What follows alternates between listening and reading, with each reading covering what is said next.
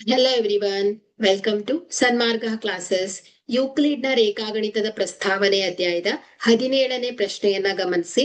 ರೇಖಾಕಿರಣ ಎಂದರೇನು? ಸೊ ರೇಖಾಕಿರಣ ಅಂದ್ರೆ ಏನು? ಒಂದು ಬಿಂದುವಿನಿಂದ, ಸೊ ಅಂದ್ರೆ ಎ ಬಿಂದುವಿನಿಂದ ಪ್ರಾರಂಭ ಮಾಡಿದ್ರೆ ಸೊ ಅದನ್ನ ಅನಂತದವರೆಗೆ ಒಂದು ದಿಕ್ಕಿನಲ್ಲಿ ವಿಸ್ತರಿಸುವ ರೇಖೆಯ ಒಂದು ಭಾಗ ಆಗತ್ತೆ. ಓಕೆ, ಸೊ ವ್ಯಾಖ್ಯಾನವನ್ನ ಬರೆಯೋಣ. ಸೊ ಒಂದು ಬಿಂದುವಿನಿಂದ ಪ್ರಾರಂಭವಾಗಿ ಅನಂತದವರೆಗೆ